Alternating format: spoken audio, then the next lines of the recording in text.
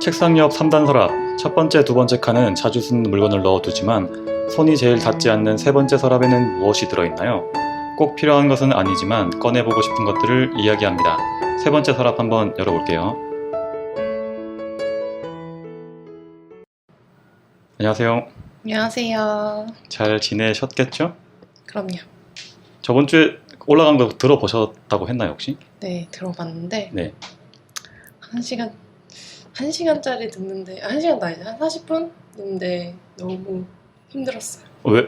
뭐가 힘들 게 뭐가 있나, 그게? 보통 자기 목소리를 막 이렇게 잘 못 듣잖아요. 네. 그래가지고 너무 찾기가 힘들었습니다. 아, 자기 목소리가 좀 네. 듣기 힘들었다? 좀 안타깝네. 오늘은 제가 제 에피소드 할 때 못했던, 이제 볼테르 편에서 하지 못했던 볼테르의 대표작 캉디드 혹은 낙천주의에 대해서 이야기해 보려고 하는데, 이 소설이거든요. 볼테르가 쓴 소설인데 제목이 캉디드 또는 낙천주의라는 제목입니다. 캉디드는 이제 여기 나오는 주인공의 이름이고, 캉디드가 겪게 되는 인생사에 대해서 전반적으로 얘기를 하려고 하거든요. 네. 근데 기다렸어요. 기다렸다고? 첫 회 때 너무 궁금해가지고. 그래서 이거 소설 좀 진행하기 전에 낱낱한데 좀 궁금한 게 있는데, 네. 낱낱은 살면서 자기가 불행하다고 느꼈던 적이 있나요? 당연히 있죠. 어떤 거 있어요? 그게 자주 오고 크기도 크고 작고 이렇게 다른데, 그냥 스스로 제일 불행했다고 느꼈을 때가 제가 제주도에서 1년 살았을 때가 있었거든요. 근데 처음 6개월은 너무 좋았어요. 일단 처음 이게 원래 살던 지역에서 벗어나서 새로운 지역에서 가서 살고 이러니까 너무 신나고 모든 게 새로웠는데, 딱 그 6개월이 지나고 나니까 좀 뭔가 혼자, 공허함? 네, 향수병인지 뭔지 모를 그런 게 아니라 친구들도 자주 못 만나고 가족들도 자주 못 만나고 이러니까 거기서 하는 일도 있었지만 거기서 만난 사람들이랑 좀 또 이렇게 약간 더 깊어지는 관계에 가기 직전에 또 발을 빼게 되고 막 이렇게 하는 적이 있었는데, 그때 제일 불행하다고. 약간 좀 외로움에 관련된 그런 느낌이구나. 네, 그랬죠. 그러면 그런 외로움을 어떻게 극복했는지 좀 궁금한데? 이거 진짜 교과서적인 대답이 아니라 맨날 도서관에 갔어요. 제주도의 도서관? 네, 제주도에 도서관들이 여러 개 있거든요. 네. 그래서 바다가 보이는 도서관도 있고, 그냥 한라산 바로 밑에 있는 도서관도 있어가지고 이곳저곳 도서관을 가서 거기서 하루 종일 보내는 거예요. 에세이도 읽고, 새로 나온 책도 읽고, 밥은 또 거기 구내식당에서 먹고, 그런 식으로 하루 종일 다른 사람들의 이야기를 찾아봤던 것 같아요. 그러니까 내가 무언가 매진할 수 있는 걸 계속 찾아서 거기에 그렇죠. 자꾸 시간을 투자를 하는 거구나. 그렇죠. 그런 식으로 하니까 어느 정도 그냥 바로 극복이 됐어요. 그래서 또 약속했던 6개월이 지나서 다시 원래 살던 곳으로 잘 돌아왔죠. 히피 생활을 끝내고 네. 돌아오게 됐다. 네. 캉디드도 이제 아까 말했지만 캉디드가 살아가면서 겪게 되는 인생사가 나오는데, 거기에서 뭐 불행한 일도 겪고 고생도 하면서 자신의 삶을 조금씩 바꿔가는 그런 이야기거든요. 그러니까 캉디드 또는 낙천주의라는 제목이니까, 낙천주의라는 게 우리가 보통 왜 사물의 좀 긍정적인 면을 보고 되게 막 긍정적인 태도로 살아가는 이런 걸 말하는 게 아니라, 독일의 라이프니츠라고 하는 철학자가 주장했던 최선설이라는 게 있어. 세상의 모든 것은 다 선하다라는 이런 입장을 하는 게 있는데, 이게 좀 과장을 해보면 약간 어떤 느낌이 있을 수도 있냐면, 인간이 이해하지 못하는 무언가의 목적으로 세상이 돌아가더라도 그 모든 게 다 최선을 향하고 있다. 이런 걸 좀 종교적인 관념에 갖다 대보면 세상은 다 최선이니까 그냥 신께서 주는 대로 다 받아들이고 그냥 묵묵히 살아라, 이런 관점을 말하고 있는 건데, 당연히 볼테르는 이런 걸 까겠죠. 그의 인생에서도 항상 그래왔으니까. 그러니까 약간 이런 느낌인데, 세상이 모두 최선이라고 하면 그럼 인간의 역할은 무엇인가? 거기에 그냥 순응하면서 살아야 되는 것인가? 라는 물음을 계속 던지는 거죠. 그러면서 볼테르는 이제 자기는 스스로 살아가는 인간을 추구한다라는 것들을 이 소설에 좀 반영을 한 것 같은데, 혹시 그 니체라고 하는 사람 들어봤나요? 들어봤죠. 들어만 봤습니다. 철학자인데 이제 니체가 제시하는 이상적인 인간상 중에 위버맨시라는 게 있거든. 네. 그게 영어로 하면 슈퍼맨 이런 뜻인데, 무언가를 뛰어넘는 사람을 말하는 거야. 네. 자신의 삶을 적극적으로 받아들이면서 그것들을 적극적으로 극복해 나가는 사람을 이상적인 인간으로 삼았는데, 약간 그런 거랑 좀 맥이 닿아 있는 것 같기도 합니다. 그래서 이 소설은 총 30개 장으로 구성되어 있는데, 30개 챕터라고 하면 되겠죠. 이 30개가 좀 길어가지고 좀 빨리 시작해보도록 할게요. 네. 캉디드 혹은 낙천주의, 시작은 캉디드에 대한 소개로 시작을 하게 되거든요. 그의 이름은 캉디드고, 캉디드라는 이름은 이제 순진한, 천진한 이런 의미를 가지고 있습니다. 뭐 한국으로 치면 약간 뭐 이천진, 뭐 김낙천 이런 느낌이겠죠. 이 소설에 등장하는 모든 인물에는 그 숨은 뜻이 다 있는데, 이건 제가 진행하면서 하나씩 좀 까보겠습니다. 독일에 있는 이제 웨스트팔리아 지방에 툰타텐 트렁크라고 하는 한 귀족이 있었는데, 그 귀족이 가지고 있는 성에서 태어났거든요. 캉디드가. 태어날 때부터 이제 품행이 방정하고 온순한 사람이었다고 합니다. 일하는 하인들에 따르면 캉디드는 이제 남작의 딸과 품행이 바른 귀족 사이에서 태어났다라고 소문이 나 있는데, 요거는 사실 소설 속에 안 나오는 얘기긴 한데, 요걸 얘기를 좀 파보면 성의 주인이 있었겠지, 귀족이. 그 귀족에게 이제 아들과 딸이 하나씩 있었던 거야. 근데 그 딸이 이제 귀족이 아닌 평민과 결혼을 해서 낳은 게 캉디드인 거고, 그래서 캉디드를 어떻게 보면 그냥 손자나 조카 같은 느낌으로 그냥 걷어서 키우고 있는 거죠. 그러니까 귀족이 될 수 없는 운명으로 태어났습니다. 남작은 이제 그 성의 주인인데 웨스트팔리아에서 가장 권위 있는 귀족으로 나오는데, 어떤 묘사가 있냐면 성문이 한 개뿐이 없고 변변한 장식품이 없었다. 그러니까 살림살이가 변변치 않은 그런 귀족이었다라는 걸 말해주고 있죠. 이제 그 귀족에게는 아들과 딸이 또 한 명씩 있었는데, 한 명은 17살의 키네공트 양이라고 하는 딸이 있고 굉장히 아름답다고 합니다. 남작의 아들은 아버지를 닮아서 강직한 남자로 나옵니다. 그러니까 캉디드가 있고 캉디드의 또래인 사촌들이 있는 거죠.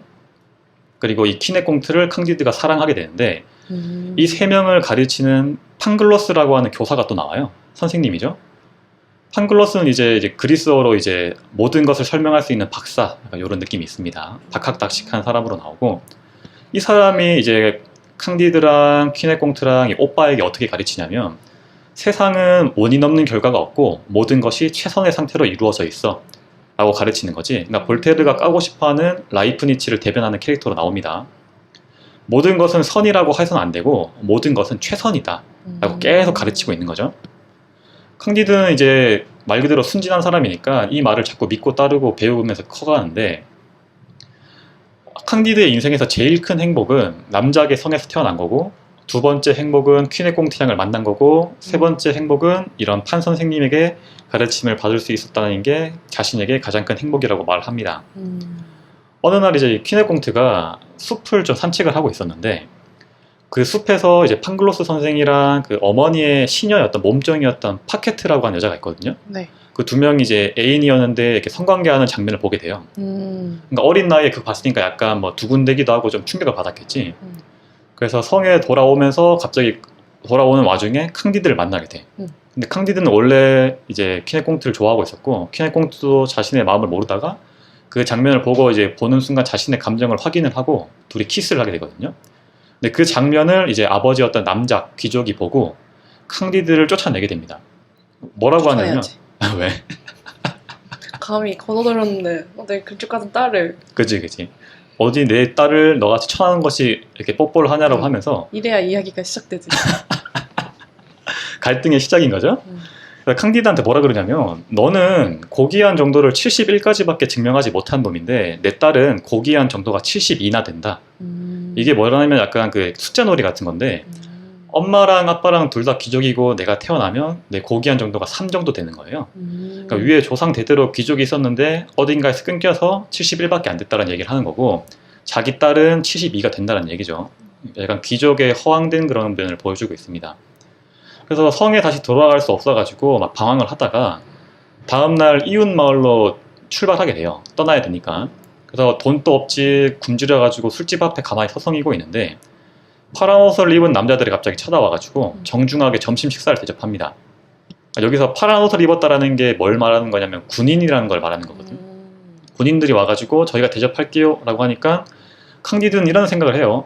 역시 판글로스가 말한 것처럼 세상은 모두가 다 최선이구나. 내가 돈이 없어도 이렇게 먹을 것을 주는 것을 보니, 이런 생각을 하는 거지.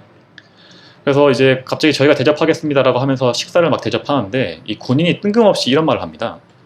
혹시 진심으로 사랑하고 계시죠? 주어도 없어. 갑자기 그러니까 캉디드가 예, 저는 퀴네공트를 사랑하고 있어요 라고 대답을 하죠. 그러니까 아니요, 그 사람 말고 우리의 위대하신 황제 폐하를 사랑하시냐고 묻는 겁니다.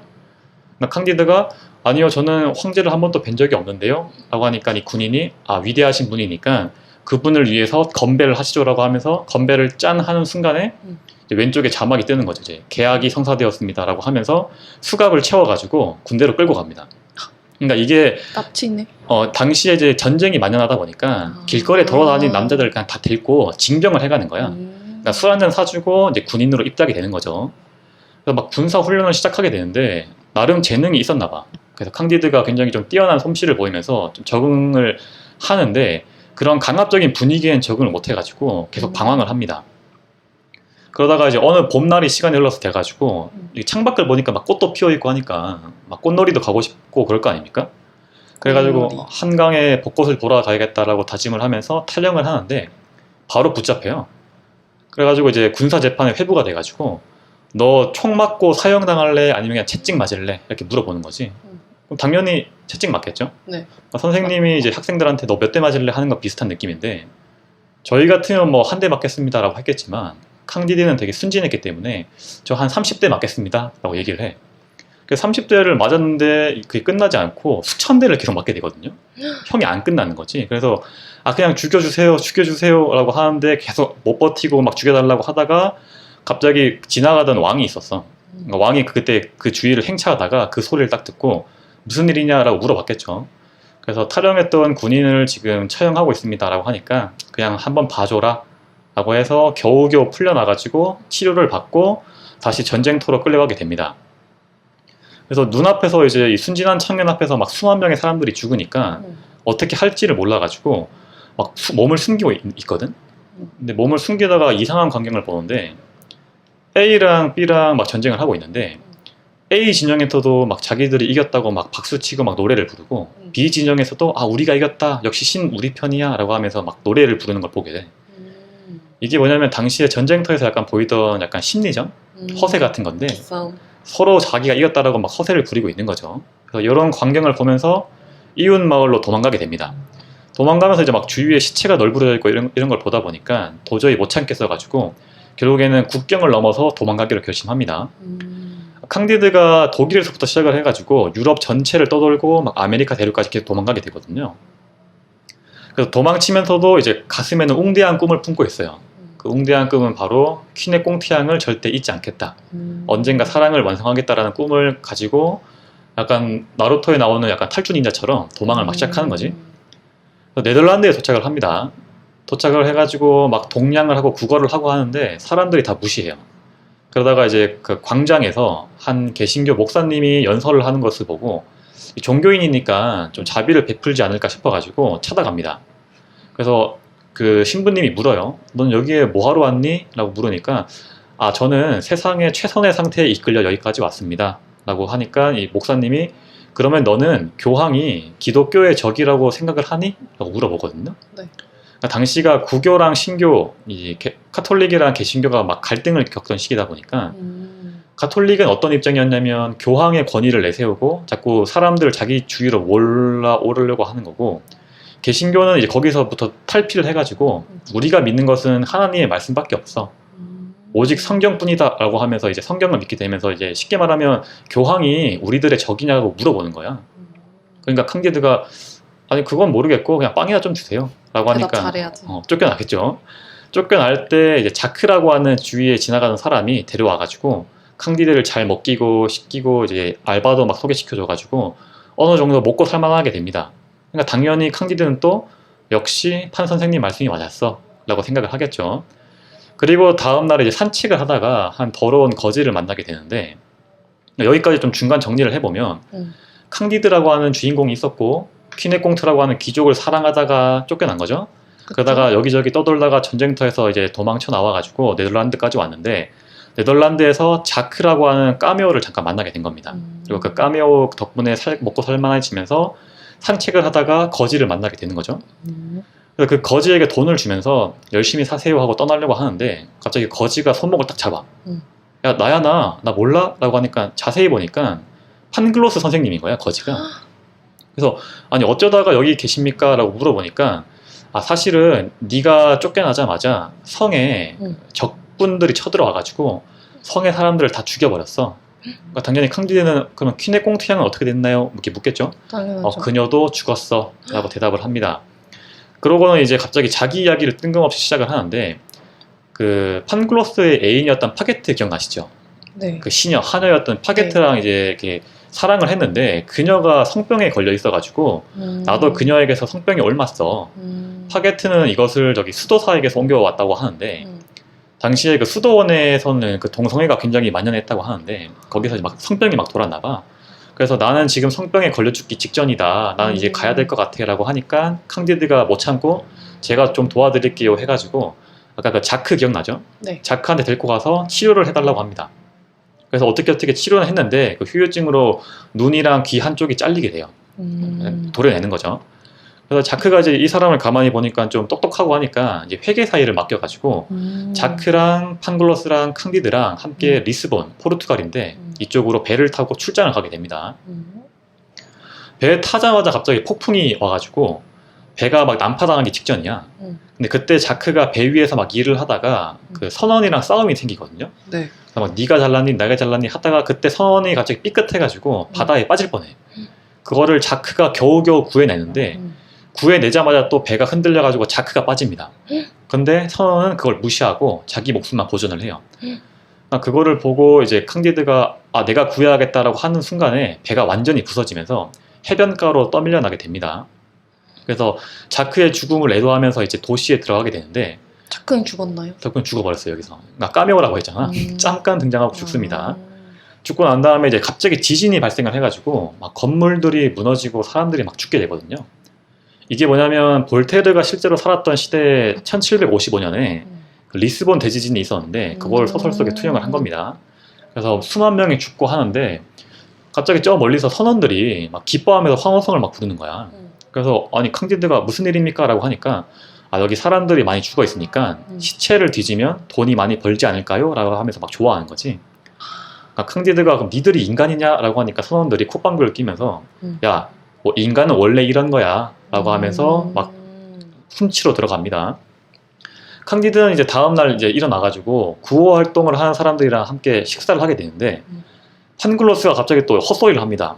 여러분, 지진이 일어나는 것은 모든 것이 최선이기 때문에 일어나는 거예요. 주위 사람들이 미친놈처럼 쳐다보겠죠? 근데 그 무리 중에 한 명이 종교 재판관이 있었는데 재판관이 갑자기 이 판글로스한테 묻습니다. 그러면 너는 원죄를 믿지 않냐? 라고 물어요. 원죄가 뭐냐면 이제 기독교에서 나오는 인간이 날 때부터 가지고 있는 죄 같은 걸 말하는 건데 쉽게 말해서 신문을 하는 거지. 그러니까 판 선생님은 나는 그런 거 안 믿는데 인간의 죄도 모두 다 필연적인 겁니다 라고 하니까 눈짓을 딱 해가지고 화인들이 걔네들을 체포해버립니다. 그러니까 종교적인 입장을 물어봤는데 자기의 마음에 들지 않으니까 종교 재판에 끌고 가는 거죠. 그래서 요거에 대해서 어떤 말이 나오냐면 그 나라의 현자들은 화형식을 거행해서 그 거대한 파멸을 막고자 했다. 그러니까 당시에 신이 분노해서 여러분들에게 이런 시련을 내린 겁니다 라고 하면서 사람들을 막 회유하니까 화형식을 막 하고 했겠지. 그런 것들을 돌려서 까고 있는 거죠. 그래서 판 선생님한테는 화형이 내려지고 화형식을 딱 하려고 할 때 갑자기 비가 내려가지고 화형식을 못하고 대신 교수형을 합니다. 죽이긴 죽이는데 그 다음에 캉디드가 이제 교수형을 당하려고 할 때 갑자기 대지진이 일어나가지고 형을 집행하지 못하고 캉디드는 엉덩이 몇 대 맞고 쫓겨나게 돼요. 그래서 혼자 터벅터벅 걷고 있는데 갑자기 뒤에서 한 노파가 할머니가 말을 겁니다. 그래서 잠깐 일로 와봐요 해가지고 캉디드를 오두막에 들어가가지고 먹을 것을 주고 치료를 해주거든요. 캉디드가 당신은 누구신데 저에게 잘해주시나요? 라고 하니까 아무 말도 하지 말고 그냥 저와 함께 갑시다 라고 하면서 어떤 커다란 저택에 데리고 가는데 거기 조그마한 문을 열어가지고 지하실로 들어가거든요. 지하실로 가자마자 보니까 퀴네꽁트랑이 기다리고 있는 거야. 퀴네꽁트가 죽었다라고 했는데 당신 어떻게 살았나요? 라고 하니까 갑자기 여기서부터 또 퀴네꽁트의 이야기가 시작됩니다. 우리가 왜 보통 고등학교에서 배웠던 것 중에 액자식 구성 이런 거 배웠잖아요. 그러니까 이야기 속에 이야기를 이렇게 넣는 방식인데 그런 것들을 잘 활용하고 있지. 그래서 퀴네꽁트가 자기 이야기를 하는데 병사들이 쳐들어와서 이제 내 옷을 막 벗기려고 해서 내가 반항을 하니까 그 병사가 나를 칼로 찔러가지고 거의 죽기 직전이었어요 라고 하면서 근데 그때 마침 적군의 대장이 찾아왔는데 그 병사가 자기에게 경례하지 않는다는 이유로 병사를 죽여버리고 자기를 노예로 끌고 갔습니다. 귀족이었다가 노예가 돼버린 거지. 거기서 막 세탁도 하고 요리도 하고 자별도 하다가 어떤 유대인한테 팔려 넘겨지게 된 거야. 당시에 이제 인신매매가 되게 왕왕하던 시기다 보니까 막 팔려가는 거지. 그러니까 팔려서 유대인의 노예로 살고 있는데 그때 지나가던 한 종교 재판관이 이 퀸의 꽁트가 그냥 아름답다 보니까 한눈에 반해가지고 자기가 막 데려가려고 하고 유대인은 안 된다고 하면 막 싸우다가 결국에 답이 안 나니까 그러면 월수금은 내가 가지고 있고 수목금은 네가 가지고 있어라 이렇게 말도 안 되게 자기들끼리 막 협의를 해가지고 퀸의 꽁트를 막 가지려고 합니다. 그래서 그때 이제 그 종교 재판관이 퀸의 꽁트의 마음을 좀 살려고 아 여기 좋은 구경 있는데 같이 보러 가시죠 하면서 화영식장에 초대를 한 거야. 그래서 그때 간다구나. 이제 캉디드를 보게 된 거죠. 그래서 당신을 내가 찾아왔다 라고 하는데 그 순간 그 유대인 한 명 그 주인이 퀸의 꽁트를 보러 왔는데 갑자기 왜 모르는 남자랑 같이 있다 보니까 화가 나가지고 캉디드를 죽이려고 칼을 딱 뽑았거든요. 근데 캉디드가 위에서 말했다시피 군사적 훈련을 되게 잘 받은 사람이라 칼을 되게 잘 다뤘나 봐. 그래서 한 번만에 그 유대인을 죽여버려요.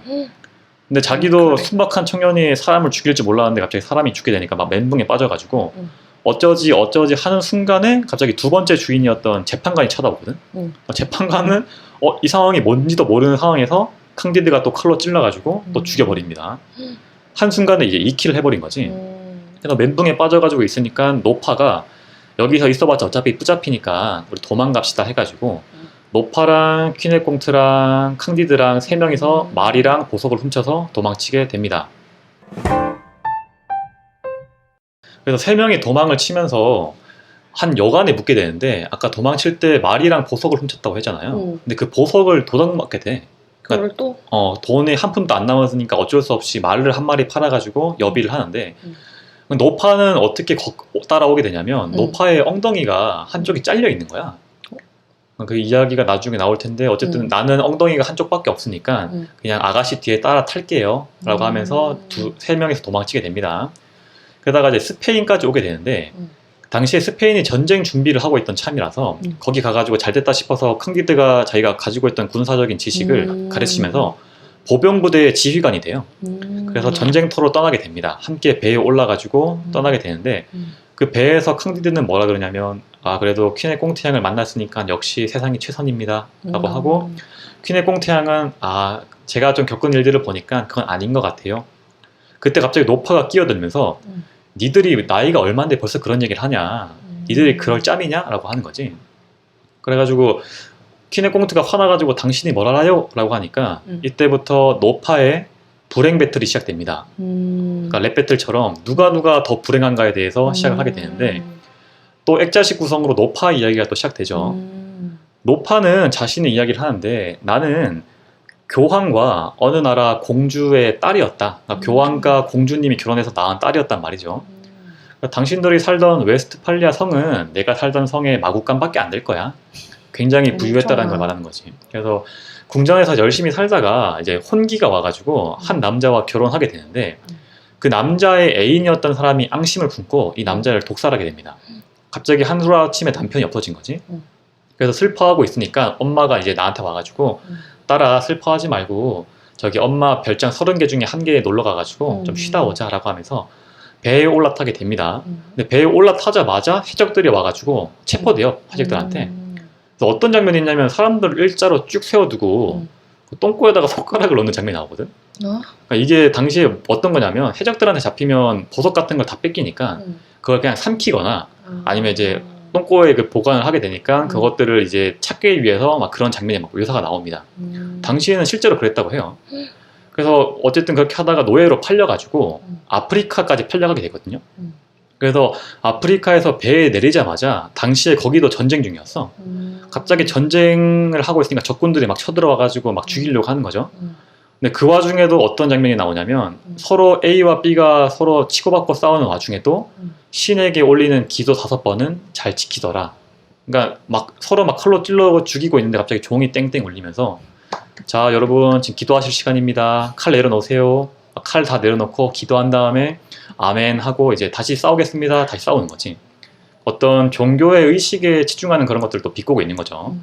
그래서 거기서 어떻게 그 노파가 겨우겨우 도망을 쳐가지고 개울가에서 기절을 하게 되는데 그 개울가에서 어떤 남자가 이 노파를 구해주게 됩니다. 이 노파가 구해준 남자는 그 나폴리 출신 가수였는데 나폴리가 이탈리아인데 왜 옛날에 그런 거 보셨나요? 왜 나폴리에 남자들이 그 미성으로 노래를 하기 위해서 거세를 해가지고 2차 성징이 오지 않게 해가지고 목소리를 유지하는 그게 오디션에서 본 것 같아요. 그런 만화책. 그런 게 나오나? 뭐지? 나오나? 제목이 뭐라고? 춘기의 오디션 안 봤어? 안 봤는데요. 참. 그게 뭐죠?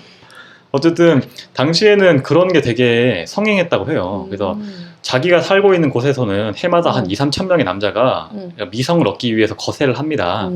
그러면서 자기 처지를 또 얘기를 하다가 그렇다면 제가 당신을 이탈리아로 모셔다 드릴게요 라고 하면서 노파를 데리고 갑니다. 남자가 이제 이탈리아로 이 노파를 모셔다 드리기로 합니다.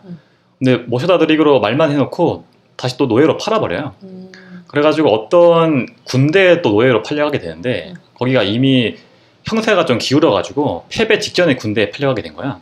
그래서 사람들이 저기 배수에 진쳐놓고 조그마한 데 모여가지고 막 항전을 하고 있는데 식량이 떨어지니까 군사들이 안 되겠다 싶어가지고 우리가 여기 있는 내시들을 좀 잡아먹읍시다 하면서 식인을 하게 되거든요. 근데 걔네들을 다 잡아먹고도 식량이 없으니까 이번에는 여자들, 하녀들을 잡아먹으려고 하는 거지. 그때 갑자기 종교 지도자가 이런 말을 합니다. 자, 여러분, 하나님께서 우리를 다 사랑하시는데 인간을 잡아먹으면 안 되겠죠? 라고 하면서 대신 이 사람들의 엉덩이를 한쪽씩 잘라가지고 그걸로 식량을 섭취합시다. 앞에 있던 복선이 여기서 회수되는 거죠. 그러면 신께서 용서해 주실 거예요. 라고 해서 노파가 엉덩이가 잘려가지고 죽기 직전에 적군들이 쳐들어와가지고 이 병사들을 다 죽여버리고 이 노파를 치료해주게 됩니다. 그래서 그 치료해주는 의사와 또 마음이 잘 맞아가지고 청혼을 받고 잘 살려고 하다가 이 의사도 또 죽게 되고 또 여러 가지 사고를 겪게 되다가 막 술집에서도 일하고 막 자살하려고 하다가 실패하고 하다가 마지막에 키네공트 당신을 만난 거예요. 나와 비슷한 처지였던 당신이 굉장히 애착이 생겼습니다 라고 얘기를 하면서 세상에 누구나 자신의 인생을 저주하지 않은 사람은 없습니다. 누구나 다 불행하다고 생각할 거예요 라고 하면서 작은 깨달음을 주고 누가 가장 불행한가 배틀에서 우승하게 되는 거죠. 하면서 세 명에서 이 이야기가 끝나고 부에노스아이레스 아메리카로 딱 도착하게 됩니다. 도착을 해가지고 이제 그 당시 그쪽을 관리하던 총독에게 가가지고 인사를 하게 되는데 이 총독 이름이 이바라, 피기오라, 마스칼레네스, 람포르도, 소사, 쏜 페르난데스라고 하는데 이게 당시에 스페인들 귀족들의 풍습이었다고 합니다. 그러니까 자기가 건드리고 있는 영지들의 이름을 막 이어 붙여가지고 거창하게 막 허세를 떠는 거지. 그런 것들을 묘사를 하고 있고 굉장히 거만하고 여자를 밝히는 사람으로 나오는데 퀸의 꽁트를 보자마자 너무 아름다우니까 캉디드한테 물어요. 혹시 당신 와이프인가요? 라고 하니까 와이프는 아니고 조만간에 결혼할 사이입니다 라고 하니까 와이프 아니란 말이지? 넌 저기 가서 이제 군대 좀 점검해 라고 시켜놓고 퀸의 꽁트한테 청혼합니다. 결혼하자고. 그러니까 퀸의 꽁트가 잠시만요 조금만 고민해 볼게요 라고 하고 노파랑 이제 상담을 하게 되는데 노파가 현실적인 조언을 해줘요. 나라면 여기서 총독이랑 좀 결혼한 다음에 남은 여생을 좀 편하게 지낼 거다 라고 하니까 그 말을 퀸의 꽁트가 듣고 결혼을 결심하게 됩니다. 그때 저기 멀리 바닷가에서 경찰이 탄 배가 오게 되는 거야.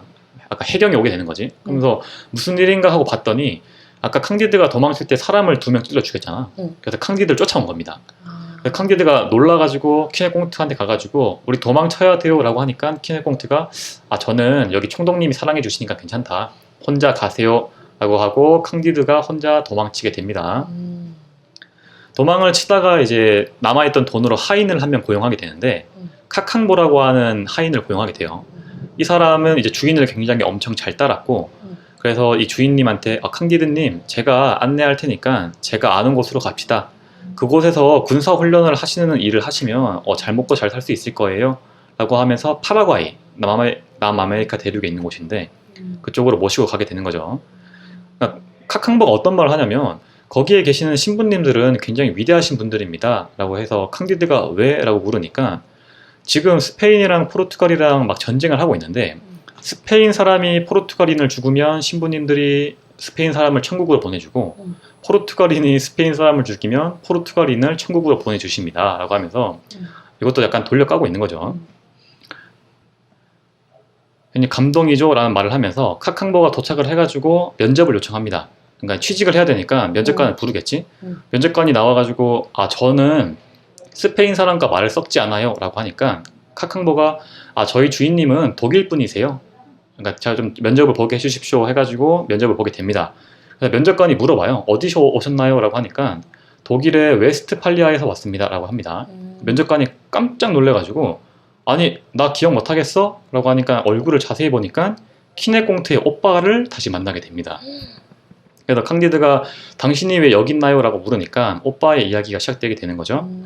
오빠가 어떤 말을 하냐면 내가 적들한테 살해당한 다음에 이제 장례식을 치러주러 어떤 한 신부님이 오셨는데 그 신부님이 나에게 이제 의식을 위해서 성수를 뿌렸는데 그 물 때문에 내가 다시 눈을 떠가지고 치료를 받고 다시 살아났다라고 하면서 내가 알다시피 좀 잘생겼잖아. 내 외모를 보고 우리 수도 원장님께서 나를 잘 보살펴 주셔가지고 여기까지 왔어. 아까 위에 이제 그 수도원의 동성애가 되게 만연했다고 했는데 되게 잘생기니까 좀 잘해줬나 보죠. 그래서 신부계의 아이돌로 데뷔를 해가지고 여기까지 오게 됐다. 혹시 퀴네공트는 어떻게 살고 있는지 아니? 물어보니까 캉디드가 예 압니다. 저기 멀리서 좀 살고 있는데 같이 구하러 가시죠. 라고 하면서 갑자기 급발진합니다. 저는 퀴네공트 향이랑 결혼할래요.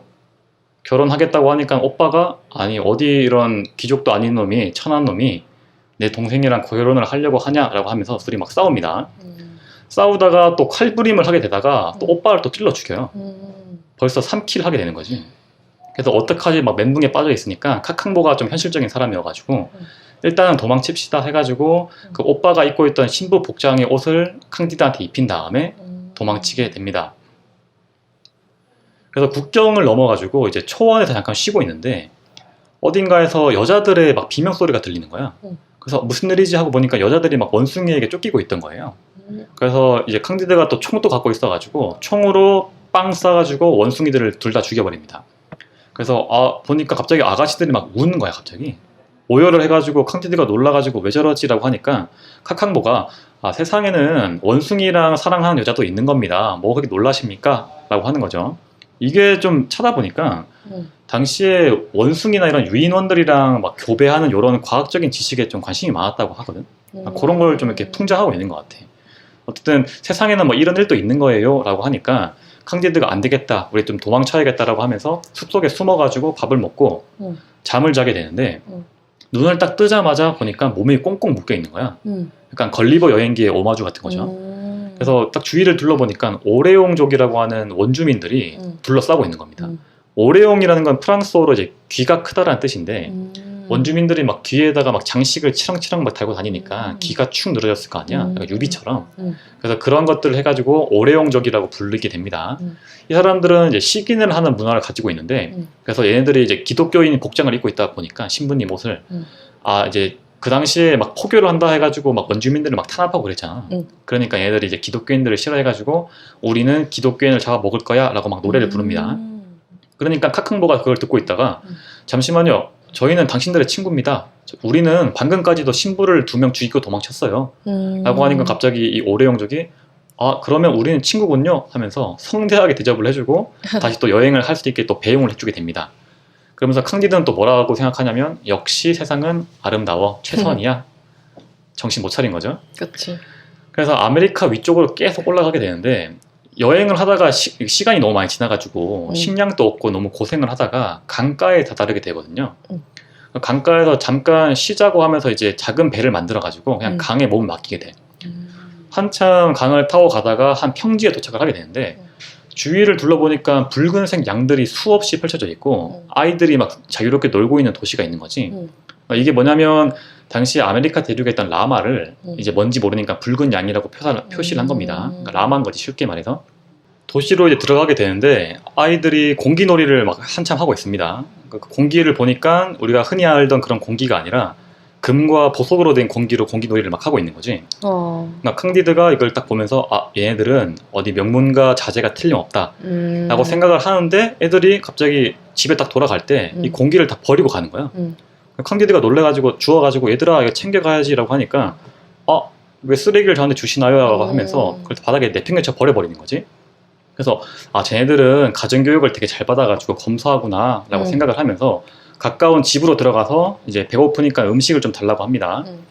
굉장히 잘 대접을 받고 막 접시도 막 보석으로 돼 있고 그렇게 하는데 밥을 다 먹고 이제 돈을 내야 되니까 아까 그 길에서 주웠던 돌멩이들, 보석이죠. 그걸 대가로 딱 내니까 사람들이 막 엄청 크게 웃으면서 당신은 외국인이군요. 돌멩이로 뭐 하시는 겁니까? 라고 대답을 합니다. 이게 왜 엘도라도라고 들어보셨나요? 네, 황금양. 황금향이라고 해서 과거에 이제 서양인들이 황금으로 둘러싸여 있는 나라가 있다라고 해서 약간 상상 속의 국가를 만든 건데 그 국가를 소설 속에 넣어 놓은 거죠. 여기가 엘도라도고 황금 보기를 돌같이 하는 그런 것들을 실천하고 계시는 분들입니다. 그래서 우리는 음식 먹는데 돈 따위 필요 없어요. 모두 정부에서 돈을 줍니다. 18세기에 이미 복지국가에 실현되고 있는 거지. 21세기 한국에서도 안 되는 건데 이때 이미 실천하고 있습니다. 그래서 다른 여관으로 옮겨가가지고 그 여관 주인한테 막 궁금한 게 많을 거니까 막 질문을 많이 하는데 그 여관 주인이 제가 아는 것이 많이 없어서 그러니까 여기 주위에 그 나이 많으신 노인분이 계신데 식견이 풍부하십니다. 거기 가서 한번 물어보세요라고 하면서 노인을 소개시켜 줍니다. 노인의 집에 가니까 굉장히 검소하게 살고 계세요. 막 의자는 금으로 돼 있고 식탁은 막 은으로 돼 있고 검소하게 수수하게 살고 있는데 그분께서 이제 자신의 나라에 대해서 엘도라도에 대해서 설명을 해주십니다. 약간 엘도라도의 설민석 같은 느낌으로 이 나라는 원래 잉카족의 나라였는데 외부로 나가려고 했던 사람들은 다 유럽인들에게 죽었고 그래서 이 땅에 남아있던 사람들은 아무도 왕국을 떠나지 않도록 결심했습니다. 라고 하면서 우리나라는 이제 오를 수 없는 암벽으로 둘러싸여 있어가지고 아무도 쳐들어올 수 없어서 우리들끼리 열심히 살고 있어요. 유럽인들은 이상하게 우리 땅에 있는 돌멩이들과 흙에 관심이 많은데 황금을 말하는 거죠. 우리는 왜 그런지 이해를 할 수가 없습니다. 라고 얘기를 합니다. 캉디드가 이제 좀 궁금한 게 있어가지고 어떤 걸 물어보냐면 그러면 이 나라에도 종교라는 게 있나요? 라고 물어보는데 그 노인께서 뭐라고 대답하시냐면 우리는 신을 믿긴 하지만 우리를 가르치는 어떤 종교인도 없고 기도하는 것도 없고 종교 재판도 없어요. 라고 얘기를 하는 거지.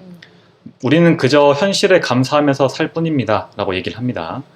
이게 뭐냐면 볼테르가 항상 주장했던 자신이 생각하는 좋은 종교의 모습을 여기서 좀 투영을 하고 있는 것 같아요. 그래서 대화가 끝나가지고 궁전으로 초대받아가지고 왕을 만나러 가는데 캉디드가 물어봅니다. 이 나라에서는 왕에게 어떻게 예의를 갖춰야 하나요? 라고 하니까 땅바닥에 무릎을 꿇어야 되는지 뭐 뽀뽀를 해야 되는지 물어보니까 그냥 포옹하고 인사하시면 됩니다. 굉장히 권위 없는 인간적인 삶을 또 말해주고 있는 거지. 그래서 한참을 대접을 잘 받고 엘도라도에서 살고 있는데 가슴 속에 웅대한 꿈이 있잖아요. 키네공트를 만나겠다는. 그래서 갑자기 키네공트가 너무 보고 싶어가지고 왕한테 저희가 떠나겠습니다 라고 하니까 왕이 처음에 말려요. 어리석은 짓이다. 하지만 인간에겐 누구나 자유가 있으니까 가고 싶다라고 하면 준비를 해주겠다. 이거는 또 뭐냐면 볼테르가 왜 제가 볼테르 편에서 얘기했던 그 프대왕님 한테 쫓겨날 때 막 감금당하고 했다고 했잖아. 그런 것들을 또 비꼬고 있는 거죠. 라고 하면서 네가 가겠다고 하면 우리가 너를 잘 챙겨서 보내줄게 라고 해서 캉디드가 고맙습니다. 대신에 저희가 떠날 때 여기 돌멩이 몇 개만 좀 주워가도 될까요? 라고 얘기를 하면서 돌멩이를 수십 마리의 붉은 양에 싣고 떠나게 됩니다. 그래서 첫날은 막 되게 기분 좋았겠지. 이제 막 전 세계에서 구할 수 있는 보석보다 많은 보석이 있으니까. 근데 이틀, 3일, 4일 지나다가 한 100일쯤 지나니까 수십 마리 양이 다 죽어버리고 겨우 양 2마리만 남게 돼요. 그러면서도 어떤 생각을 하냐면 세상에 부가 다 부질없구나라고 생각을 하면서도 이 정도만 있어도 충분히 먹고 살아 라고 하면서 긍정적으로 떠나는데 길을 가다가 한 흑인 노예를 만나게 되는데 이 흑인 노예가 길거리에 막 널브러져 있어. 다리 한쪽과 팔 한쪽이 잘린 상태로. 그래서 놀라가지고 뭐 하십니까? 라고 물어보니까 저는 지금 주인님을 기다리고 있습니다. 팔다리는 왜 그래요? 라고 하니까 공장에서 일하다가 실수를 하거나 아니면 도망치다가 잡히면 다리를 하나씩 잘리게 돼요. 당시에 실제로 프랑스에 흑인 법전이라고 하는 책이 있는데 거기에 실제로 이런 게 명시되어 있다고 합니다. 도망치면 다리를 자르고 또 비꼬고 있는 거죠. 그래서 이번엔 또 노예 이야기가 시작되는데 내 어머니는 내가 어렸을 때 백인들에게 나를 노예로 팔아버렸어요. 그러면서 노예 생활 열심히 하고 있었는데 나를 기독교로 개종시켰던 목사님이 저에게 뭐라 그랬냐면 인간은 모두 평등합니다. 하나님은 여러분을 다 사랑하세요 라고 말을 했다고 합니다. 그런데 나는 왜 이렇게 되는 거냐? 우리 꼴은 이게 뭐냐라고 하면서 막 종교를 막 까고 있는 거죠. 안 됐구나 싶어가지고 돈을 몇 푼 준 다음에 일단은 퀴네 꽁트를 만나러 가야 되니까 배를 막 섭외하게 되는데 아무도 배를 안 태워주는 거야. 그래서 캉디드가 포기를 하고 하인이었던 카캉보한테 내가 돈을 좀 줄 테니까 네가 혼자 가서 퀴네 꽁트를 몰래 빼와라 파견을 하게 되는 거죠. 그리고 이제 자기는 베네치아, 이탈리아에 먼저 가서 기다리고 있을게 라고 하면서 흩어지게 됩니다. 그러면서 이제 자신을 이탈리아로 데려다 줄 선장을 찾게 되는데 선장을 딱 찾아가지고 이탈리아에 데려다 주세요 라고 하니까 선장이 일부러 가격을 좀 높게 불러요. 그러니까 캉디드가 손에 막 다이아 반지 끼고 있고 그러니까 한 1,000만 원만 주십시오 라고 하니까 캉디드가 너무 당연하게 예 드릴게요. 좀 이상하죠. 그래서 한 2,000만 원 주세요. 예 드릴게요. 이제 호구라는 걸 눈치를 채고 3,000만 원 주세요. 3,000만 원 아니면 안 태워다 드립니다 라고 하니까 캉디드가 예 드릴게요 라고 하니까 아 얘가 호구구나라는 걸 눈치챈 다음에 캉디드한테 아 주인님은 저기 가가지고 구경 좀 하고 계세요. 제가 준비를 할게요 라고 하면서 양 2마리를 훔쳐가지고 도망쳐버립니다. 캉디드가 낙심하겠죠. 낙심하면서도 또 어떤 생각을 하냐면 내가 지금 끼고 있는 반지와 주머니에 있는 다이아를 팔아서도 잘 살 수 있으니까 뭐 괜찮아 라고 하면서 세상은 역시 최선이야 라고 하면서 또 살게 되는 거죠. 그러면서 카캉보가 아까 저기 퀴네 꽁트를 찾으러 갔다 보니까 또 다른 또 하인을 한 명 고용하려고 이제 알바몬에 공지를 올렸겠지. 뭐 퇴근 잘 해주고 뭐 복지 좋고 가족 같은 회사 어서 오세요 라고 하니까 수십 명들이 면접을 보러 옵니다. 그 중에서 다 각자의 이야기를 듣고 가장 불행한 사람을 한 명 뽑거든요. 그 사람이 마르틴이라고 하는 학자인데 이 학자는 배운 것도 많고 가족도 있었는데 사기를 당하고 지금 주위에는 아무것도 남아있지 않아가지고 굉장히 세상을 증오하는 염세주의적인 사람으로 나옵니다. 그래서 중간 정리를 한번 하면 캉디드가 돈을 많이 가지고 다시 현세로 돌아와가지고 카캉보라고 하는 하인한테 퀴네 꽁트를 찾아오라고 하고 자신은 먼저 이탈리아로 떠나는데 이탈리아로 떠날 때 마르틴이라고 하는 학자를 한 명 고용을 한 거죠. 그래서 어떤 생각을 하냐면 아, 저 학자보다는 내가 좀 행복하지? 라고 자기 위로를 하면서 프랑스로 떠납니다. 프랑스로 떠나면서 이제 마르틴한테 물어보는데 마르틴 저기 혹시 프랑스 가봤어? 라고 물어보니까 마르틴이 예 가봤죠. 거기는 머리가 이상한 사람들도 있고 뻔뻔한 사람들도 있어요. 이게 이제 볼테르의 적들을 또 돌려가고 있는 거죠. 프랑스에 도착을 해가지고 돌멩이 몇 개를 팔아가지고 마차를 구입을 한 다음에 여관에서 좀 쉬게 됩니다. 근데 그간의 여행이 너무 피곤하다 보니까 오자마자 몸살로 들어 누워요. 그러니까 이 여관 주인이 시키지도 않았는데 의사를 수십 명을 부르는 거야. 옛날에는 막 의사들이 왕진 오고 막 그러잖아요. 그러니까 막 보석 다이아 반지 끼고 있는 거 보니까 이제 부자인 걸 눈치를 채고 의사들을 막 부르는 거지. 그래서 오히려 의사들이 너무 많은 약을 처방을 해가지고 약을 먹고 막 병이 악화돼가지고 결국에는 의사를 다 쫓아내고 병이 조금씩 나아질 때 이제 프랑스 시내를 소개해줄 사람을 섭외를 해가지고 한 프랑스 신부님을 만나게 됩니다. 그래서 이 신부님이 캉디드와 마르틴을 프랑스 연극장으로 이제 안내를 하게 되죠. 그래서 프랑스에서 연극을 보게 되는데 캉디드가 그 연기를 하던 여배우가 굉장히 마음에 들었나 봐. 그래가지고 이제 신부님한테 저 그녀에게 좀 인사를 하고 싶습니다 라고 하니까 예 제가 소개해 드릴게요 라고 하고 캉디드가 묻죠. 프랑스에서는 저 배우를 어떻게 예의를 갖춰야 하나요? 라고 하니까 신부님이 프랑스에서 여배우는 예쁘면 존경을 받지만 죽으면 쓰레기장에 버려집니다. 이거 혹시 기억나시나요? 제가 캉디드 볼테르 편에서 했던 당시에 루크브레르라고 하는 여배우가 이제 죽게 됐는데 장례를 못 치르고 쓰레기장에 방치됐다라는 걸 또 돌려까고 있는 거죠. 그래서 아니 어떻게 사람을 쓰레기장에 버립니까? 라고 하니까 마르틴이 프랑스에 있는 종교인들은 성스러운 자기들의 공동묘지에 아무도 함께 묻히길 원하지 않아 라고 또 말을 합니다. 연극이 이제 끝나고 난 다음에 저 배우랑 저녁을 먹고 싶다라고 하는데 신부님이 아 저 배우는 오후에 약속이 있대요. 대신 제가 다른 부인 한 명을 소개해 드리겠습니다 라고 하면서 안내를 받아가지고 한 귀부인의 집에 초대받게 됩니다. 근데 캉디드가 딱 도착을 했는데 이 부인과 귀족들이 도박에 미쳐 있어가지고 캉디드를 아는 척을 안 해요. 그래가지고 신부님이 이제 그 마담한테 가가지고 이렇게 귓속말로 아 정마담 내가 호구 하나 물어왔으니까 얘 한번 털어보자 라고 해가지고 캉디드한테 작업을 치기 시작하는 거죠. 그래서 엄청나게 막 환영을 하면서 도박을 하게 되는데 몇 번 동안 엄청나게 큰 돈을 캉디드가 잃는데 자기는 돈이 많으니까 별로 그렇게 의식이 없을 거 아니야. 그래서 아무렇지 않아 하는 그 표정을 보면서 사람들이 다 놀랍니다. 아, 이 사람은 굉장히 대부호가 틀림없구나. 도박이 끝나고 이제 식사에 초대가 돼가지고 식사가 끝나고 부인과 단 둘이 남았는데 부인이 묻습니다. 당신은 퀸의 꽁트를 사랑한다고 하는데 사실인가요? 라고 하니까 캉디드가 당연히 네라고 하겠죠. 그러니까 이 부인이 뭐라 그러냐면 프랑스에서는 눈앞에 다른 여자를 두고 다른 여자를 사랑한다라고 하지 않습니다. 라고 하니까 캉디드가 눈치를 보다가 자기가 마지못해가지고 자기 손에 끼고 있던 반지 하나를 부인한테 끼워주게 돼.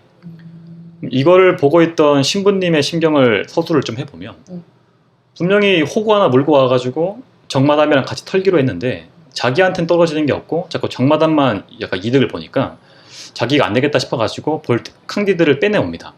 빼내와가지고 어떤 질문을 하냐면 당신이 사랑하는 그 퀸의 꽁트 양이 베네치아에서 만나기로 했는데 혹시 편지를 주고받고 있나요? 물어보는 거지. 캉디드가 아니요, 편지는 주고받지 못해요 라고 하니까 신부가 급하게 집으로 돌아가고 다음날이 됩니다. 캉디드가 다음날에 눈을 뜨니까 갑자기 편지 한 통이 와 있는 거야. 퀸의 꽁트 양이 어떤 편지를 보냈냐면 아, 제가 지금 병에 걸려 있는데 지금 움직일 수 없으니까 저를 좀 찾아오세요 라고 편지를 보낸 거죠. 그래서 캉디드가 신나가지고 출발합니다. 출발해서 방에 딱 들어가니까 주위가 껌껌하고 퀸의 꽁트가 보이진 않는데 목소리만 들리는 거야. 그래서 아, 제가 너무 병에 걸렸는데 지금 치료할 돈이 없으니까 저에게 돈을 좀 주세요 라고 하니까 캉디드가 막 자기 손에 있던 펑펑 울면서 막 보석 같은 거 다 빼주거든. 빼줄 때쯤 갑자기 경찰이 와가지고 수상한 외국인이 있다라는 혐의로 캉디드를 체포합니다. 이게 뭐냐면 이제 그 아까 전날에 신부님이 이제 물었듯이 편지를 주고받지 않는다라고 하니까 캉디드를 털어먹으려고 이제 연극을 한 거죠. 그래서 캉디드가 순진하게 보석을 다 빼주고 체포되게 됩니다. 가면서 이제 경찰한테 뭐라고 하냐면 우리가 지금 어디로 가는 겁니까? 라고 하니까 감옥에 갑니다 라고 하겠죠. 그러니까 도망치기 위해서 돌덩이 3개를 줍니다. 다이아몬드 3개를 내밀어 가지고 갑자기 경찰이 너무 기뻐하면서 아, 당신같이 정의로운 사람은 제가 끝까지 지키겠습니다 라고 하니까 캉디드가 아, 됐고 필요 없고 나를 그냥 베네치아로 데려다 줘 라고 하면서 항구로 가가지고 영국에 잠깐 들리게 됩니다.